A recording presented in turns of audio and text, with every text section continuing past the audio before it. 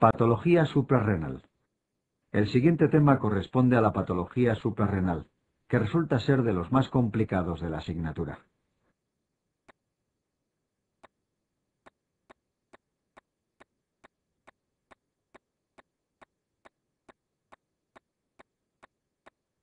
Fisiología suprarrenal. La glándula suprarrenal, a diferencia de otras del organismo, presenta dos regiones claramente diferenciadas. Por un lado nos encontramos con la corteza suprarrenal y por otro con la médula. En la corteza suprarrenal se distinguen a su vez dos zonas. En primer lugar encontramos la capa glomerular. Esta zona es la encargada de sintetizar los mineralocorticoides, siendo el más abundante y con mayor efecto biológico la aldosterona. A continuación aparece la capa fascículo reticular. En esta capa es donde se sintetizan los glucocorticoides, siendo el más abundante y potente el cortisol y los andrógenos. El andrógeno que se origina fundamentalmente en la suprarrenal es la dehidroepiandrosterona sulfato o DHEA sulfato.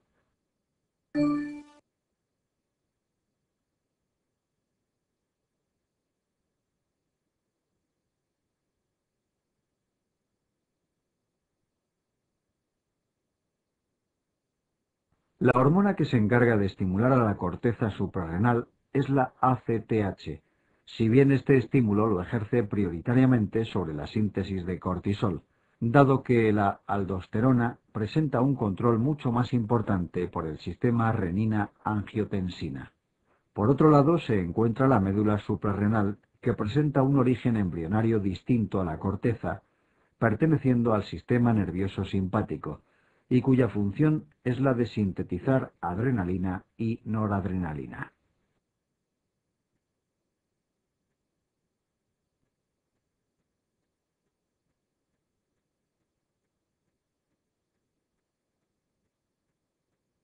Las hormonas esteroideas, al tener un origen lipídico, son capaces de atravesar la membrana plasmática celular de forma pasiva. Dentro de las células se unen dos receptores propios, presentando las distintas hormonas esteroideas distinta afinidad por cada uno de ellos. Así, los mineralcorticoides se unen al receptor tipo 1, produciendo sus acciones conocidas, que son la reabsorción de sodio en el túbulo distal y la eliminación de potasio e hidrogeniones.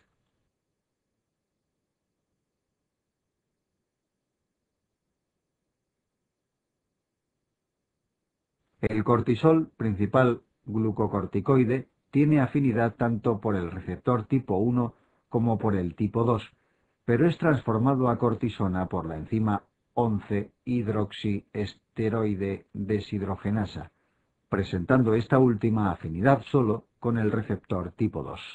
Esta capacidad del cortisol para unirse a ambos receptores resulta de especial importancia para entender las alteraciones iónicas que aparecen en patologías como el síndrome de Cushing.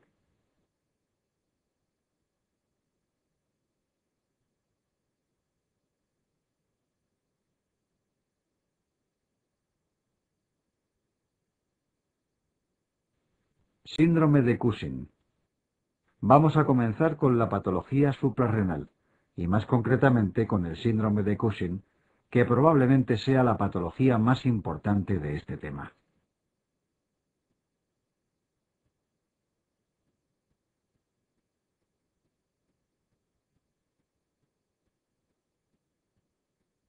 Etiología.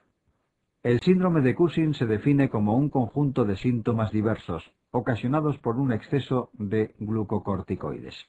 Ese exceso puede producirse por la administración mantenida de glucocorticoides y se denomina Cushing exógeno, o por un aumento de producción de glucocorticoides por la glándula suprarrenal, llamándose entonces Cushing endógeno.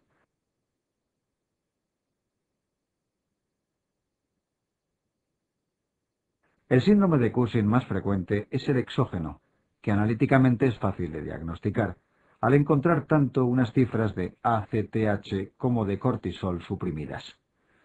La etiología del Cushing endógeno es más variada, siendo la causa más frecuente la existencia de un microadenoma productor de ACTH.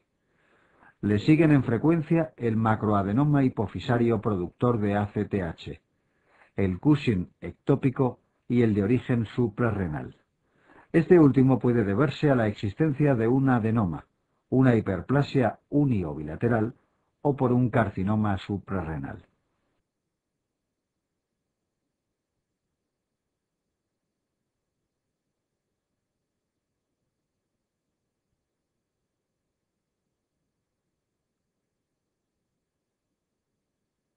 El síndrome de Cushing ectópico surge por la producción autónoma de ACTH o CRH a partir de enfermedades tumorales extrahipofisarias.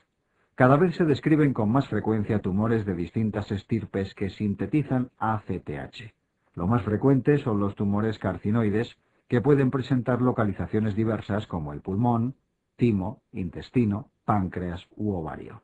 Le siguen en frecuencia el carcinoma microcítico de pulmón, los tumores de los islotes pancreáticos, el carcinoma medular de tiroides y el feocromocitoma.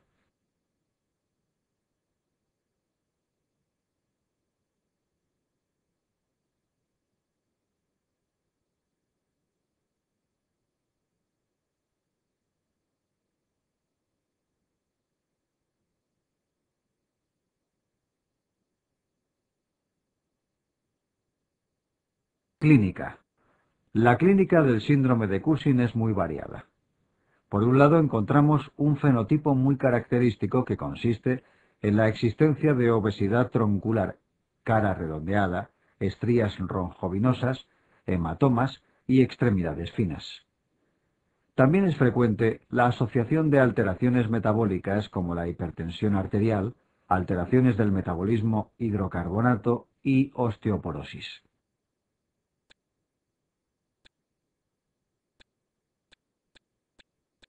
Las alteraciones analíticas que más frecuentemente presentan estos pacientes son la hipopotasemia y la alcalosis metabólica. Estas alteraciones son producidas por la unión del cortisol al receptor de esteroides tipo 1, donde ejercerá actividad mineralocorticoidea. La existencia de signos físicos de virilización, como el hirsutismo o la clitoromegalia, no son frecuentes en el Cushing, y si aparecen, nos deben hacer sospechar la existencia de un carcinoma suprarrenal.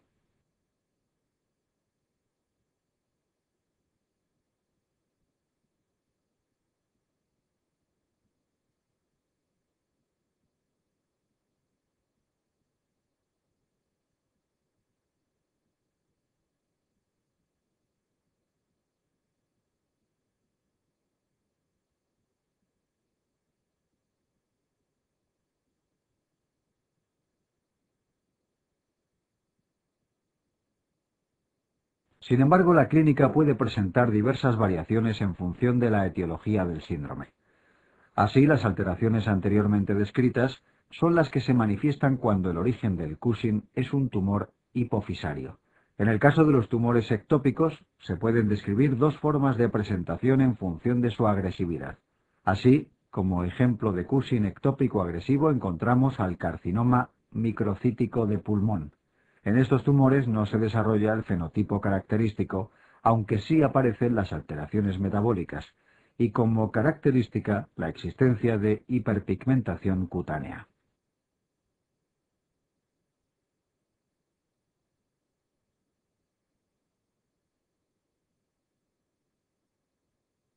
Este hallazgo es debido a la existencia de concentraciones plasmáticas muy elevadas de ACTH, y es raro que aparezca en los tumores hipofisarios, y nunca aparece ni en el Cushing exógeno ni en el suprarrenal, dado que los niveles de esta hormona se encuentran suprimidos. La otra forma de presentación del Cushing ectópico es menos agresiva, y el ejemplo serían los tumores carcinoides. Estos tumores producen unos síntomas y fenotipo similar al de los tumores hipofisarios, por lo que su distinción, en ocasiones, resulta especialmente dificultosa.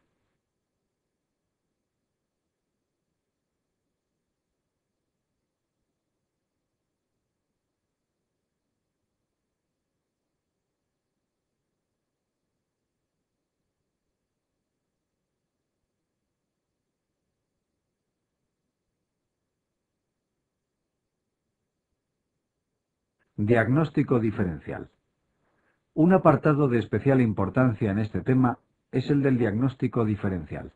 Ante un paciente con sospecha de Cushing, se debe realizar en primer lugar un test de screening. Estas pruebas presentan una sensibilidad muy elevada, y los de elección son la determinación del cortisol libre en orina de 24 horas y el test de supresión con 1 miligramo de dexametasona. El primero resulta patológico si encontramos un aumento de la cortisoluria y el segundo resulta anormal si el cortisol no suprime con la administración del fármaco.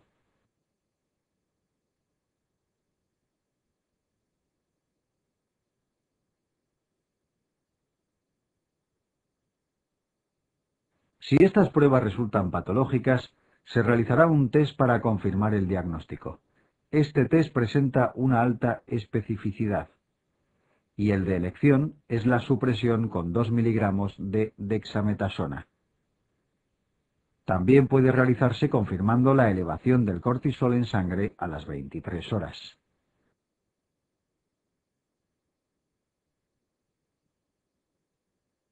Una vez establecido el diagnóstico bioquímico, se debe realizar el diagnóstico etiológico. Para ello, la determinación de la ACTH es fundamental, de tal manera que si se encuentra suprimida, el diagnóstico a realizar será el de Cushing suprarrenal o ACTH independiente, y si se encuentra elevada o en el límite superior de la normalidad, se diagnosticará de Cushing ACTH dependiente.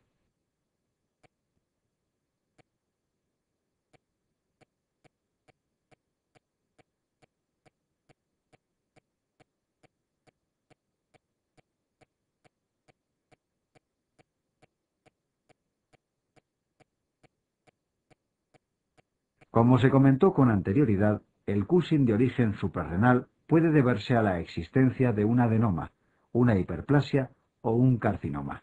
Para la distinción de los carcinomas, la clínica resulta de especial importancia, dado que aparecen signos físicos de virilización, que además se acompañan de un aumento de los niveles plasmáticos de la DHEA sulfato.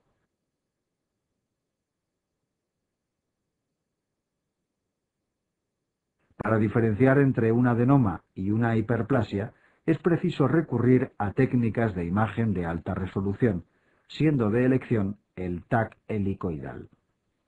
El tratamiento de elección para el Cushing suprarrenal es la cirugía. Para el caso de los adenomas, se suele realizar suprarrenalectomía unilateral por vía laparoscópica.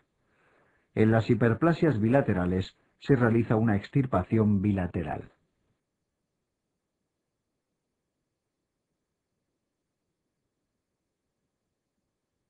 En los carcinomas, el tratamiento de elección es la suprarrenalectomía, con exploración de ganglios, y en el caso de que se trate de un tumor no resecable, el fármaco de elección es el mitotane.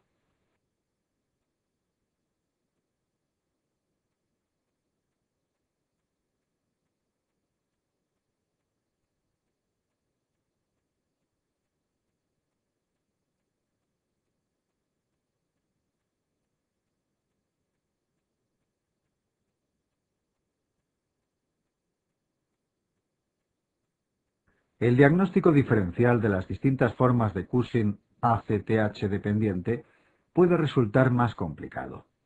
En primer lugar, se realizará un test de supresión con 8 miligramos de dexametasona. La supresión correcta del cortisol con el fármaco es una respuesta característica de los microadenomas, mientras que los macroadenomas y los ectópicos no responden.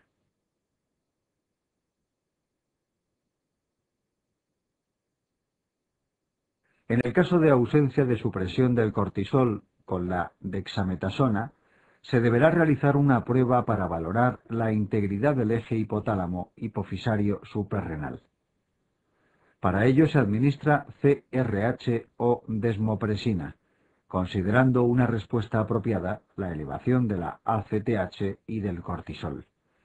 Si esta respuesta se produce, el diagnóstico será el de tumor hipofisario. Sin embargo, los tumores ectópicos no responden a estos fármacos y la respuesta del eje no está conservada.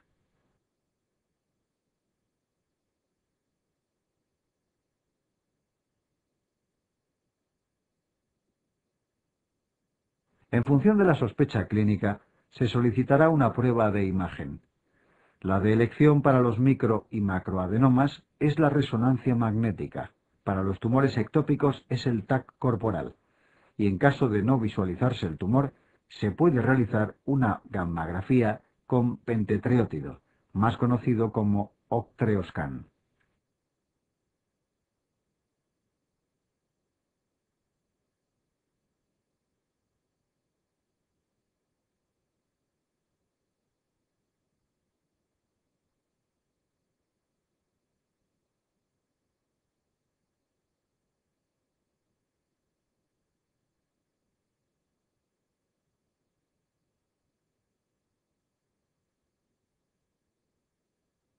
Este dibujo intenta reflejar una técnica diagnóstica que se realiza de forma ocasional para el diagnóstico del Cushing, que es el cateterismo de los senos petrosos. La indicación para realizar esta prueba sería en aquellos pacientes que presentan un Cushing cuyas pruebas analíticas orientan hacia la existencia de un microadenoma hipofisario, pero donde no se objetiva la existencia del tumor en la resonancia magnética.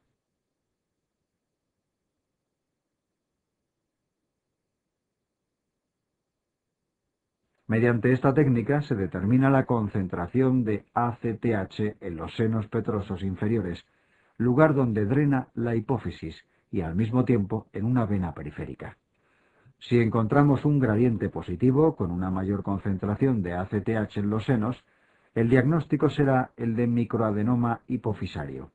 Si por el contrario no existe gradiente y la concentración de ACTH es similar, nos encontraremos ante un Cushing ectópico probablemente causado por un tumor carcinoide.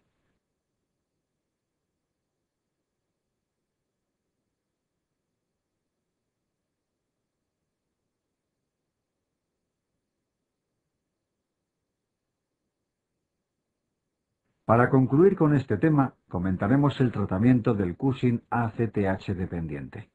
En el caso de los tumores hipofisarios, la cirugía transesfenoidal es de elección, quedando la radioterapia en un segundo escalón terapéutico en caso de persistir restos tumorales. Por otra parte, el tratamiento de elección del Cushing ectópico es la extirpación del tumor que lo origina. Sin embargo, en ocasiones estos tumores no se consiguen visualizar y el paciente puede presentar sintomatología grave derivada del exceso de cortisol. En esta situación es cuando se encuentra indicada la realización de una suprarrenalectomía farmacológica. Entre los fármacos más empleados se encuentran el ketoconazol y la aminoglutetimida.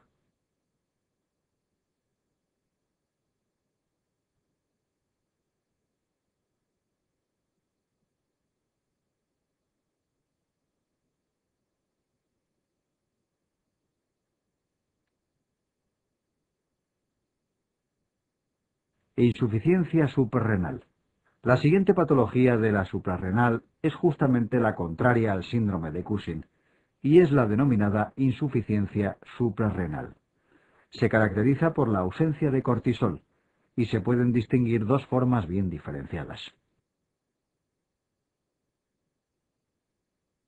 Por un lado encontraríamos la insuficiencia suprarrenal primaria, también conocido como enfermedad de Addison, que se desencadena por una destrucción autoinmune de más del 90% de la glándula. Por lo tanto, el defecto en la síntesis de cortisol se produce en la propia glándula. Por su parte, en la insuficiencia suprarrenal secundaria se produce una ausencia de cortisol debido a la ausencia de estímulo de la suprarrenal por la ACTH.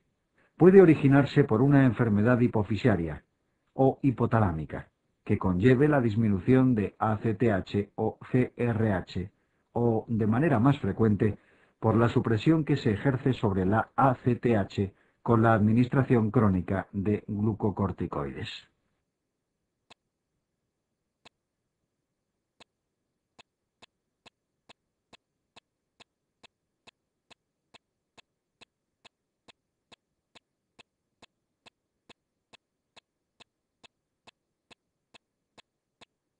Etiología. La etiología de la insuficiencia suprarrenal es diferente entre la primaria y la secundaria. La causa más frecuente de insuficiencia suprarrenal primaria es la adrenalitis autoinmune. En segundo lugar, se encuentra dentro de las infecciones la tuberculosis. En sujetos con inmunosupresión, como es el caso de los pacientes con SIDA, no es infrecuente que las glándulas suprarrenales se vean afectadas por infecciones oportunistas.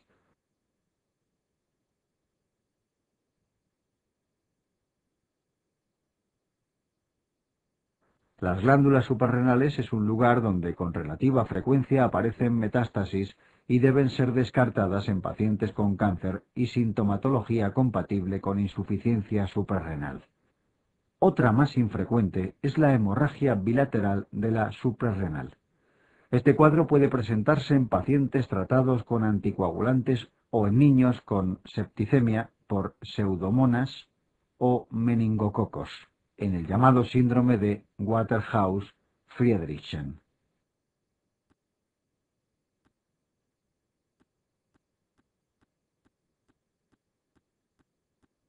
Por su parte, la etiología de la insuficiencia suprarrenal secundaria es más limitada. Las más frecuentes son la administración prolongada de glucocorticoides y cualquier causa que produzca hipopituitarismo, siendo muy infrecuentes el déficit aislado de ACTH y la producción tumoral de esteroides.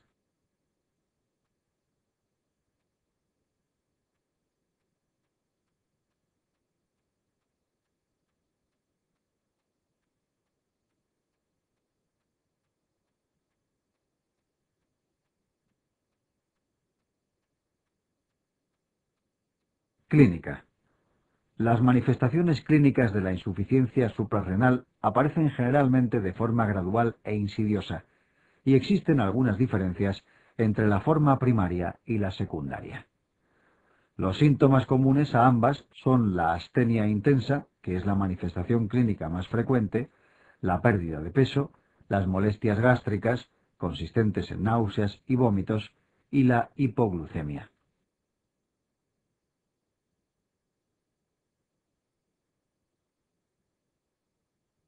Sin embargo, existe una diferencia fundamental entre ambas formas de insuficiencia suprarrenal, que consiste en que, en la primaria, existe una destrucción también de la capa glomerular y, por lo tanto, una ausencia de aldosterona.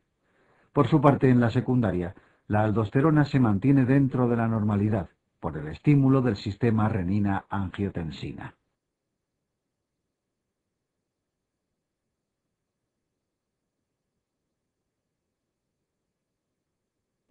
La ausencia de aldosterona conlleva que los pacientes con Addison presenten hiponatremia, hiperpotasemia, acidosis metabólica y tendencia a la hipotensión, manifestaciones que no aparecen en la insuficiencia suprarrenal secundaria.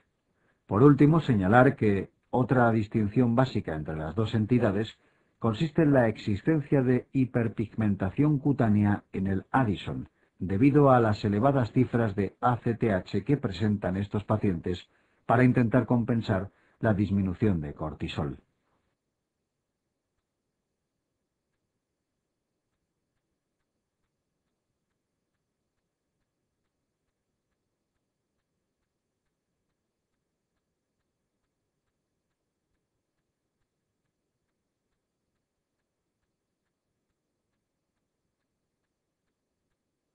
Insuficiencia suprarrenal aguda. Crisis suprarrenal. Cualquiera de las formas anteriormente expuestas de insuficiencia suprarrenal crónica pueden evolucionar hacia una crisis suprarrenal o insuficiencia suprarrenal aguda. La causa más frecuente sería la suspensión brusca de un tratamiento corticoideo prolongado. En segundo lugar, aparecería cualquier situación de estrés, como una enfermedad grave, cirugía, sepsis o traumatismo, en el seno de una insuficiencia suprarrenal ya diagnosticada.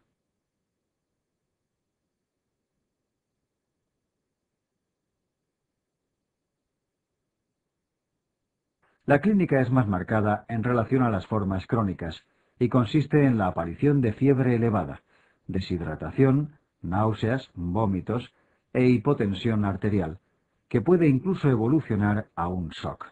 Las alteraciones iónicas y en el equilibrio ácido-base, como la hiponatremia, hiperpotasemia y la acidosis metabólica, son características de la insuficiencia suprarrenal primaria, apareciendo únicamente la hiponatremia en la secundaria.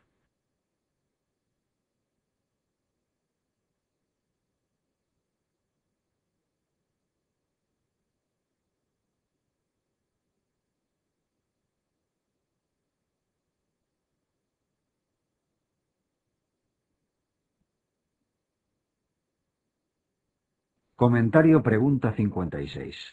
La pregunta 56 del test merece un comentario especial, dado que recoge las alteraciones analíticas que pueden aparecer en distintas patologías de la suprarrenal. En el síndrome de Cushing aparece hipopotasemia y alcalosis metabólica, debido a que el exceso de cortisol circulante se une a los receptores tipo 1, produciendo, por tanto, efectos mineralocorticoideos. Las alteraciones hematológicas son frecuentes, siendo la leucocitosis con neutrofilia y la eosinopenia las más características. En la enfermedad de Addison, que cursa con ausencia de aldosterona y cortisol, existirá hiponatremia, hiperpotasemia, acidosis metabólica y alteraciones en el patrón sanguíneo como la anemia y la linfocitosis.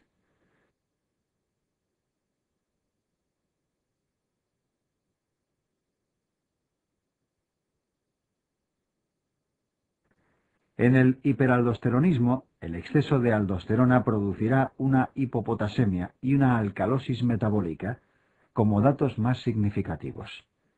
El hipoaldosteronismo, que es justo la enfermedad contraria a la anterior, cursará por tanto con hiponatremia y acidosis metabólica.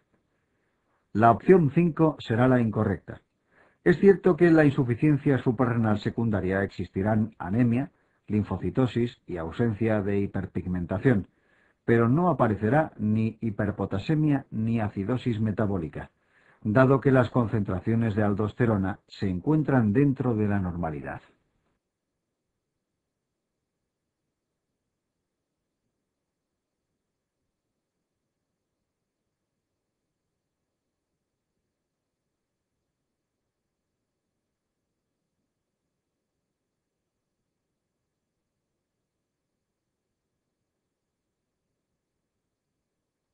Diagnóstico.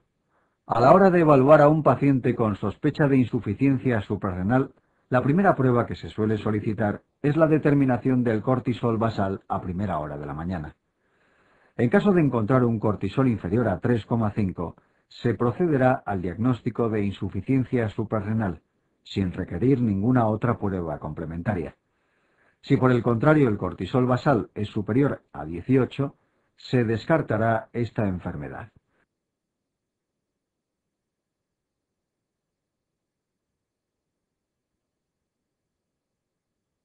Sin embargo, en la mayoría de los pacientes y en personas sanas, las cifras del cortisol basal suelen encontrarse entre 3,5 y 18. Por este motivo, en casi todas las ocasiones, para realizar el diagnóstico, es preciso emplear el test de estimulación con ACTH. Este test consiste en la administración de ACTH y la medición del cortisol a los 0 y 30 minutos.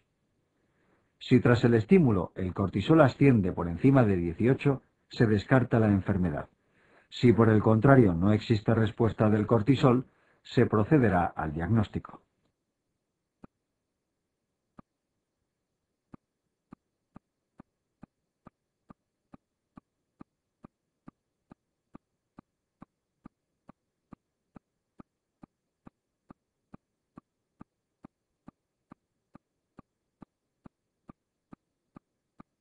El test de estimulación con ACTH es la prueba diagnóstica de elección en la insuficiencia suprarrenal primaria, mientras que la hipoglucemia insulínica es el de elección en la secundaria, y se emplea cuando los resultados con este test son dudosos y la sospecha clínica elevada. Como se aprecia en el cuadro, otra distinción entre la insuficiencia suprarrenal primaria y la secundaria consiste en la respuesta de la aldosterona ante la ACTH, que se produce en esta última a diferencia de en el Addison.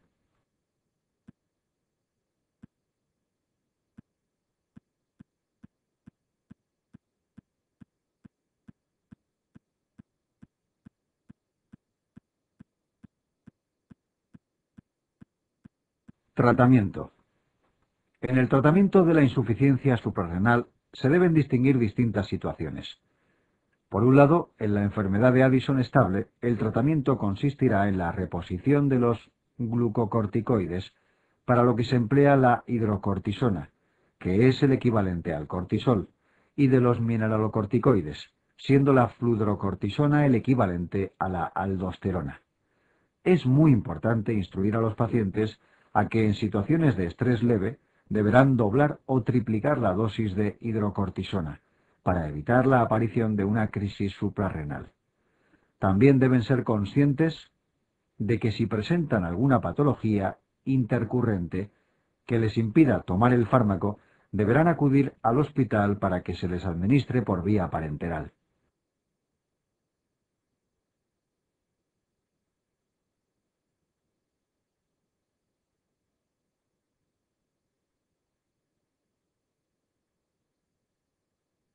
En la insuficiencia suprarrenal secundaria, el tratamiento que se debe emplear consiste en la administración de hidrocortisona únicamente, ya que estos pacientes presentan una concentración normal de aldosterona.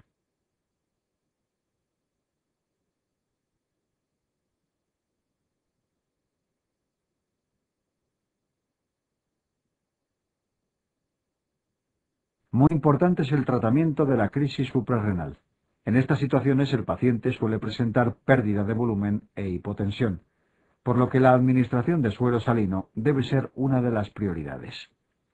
También es básica la administración de hidrocortisona por vía intravenosa en dosis muy elevadas. Es importante señalar que no es necesario la administración de flucrocortisona, ya que la hidrocortisona administrada en dosis altas produce efectos mineralcorticoideos.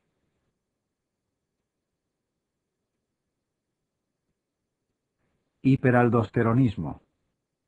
El siguiente tema a tratar es el denominado hiperaldosteronismo, una de las patologías más frecuentes como causa de hipertensión arterial secundaria.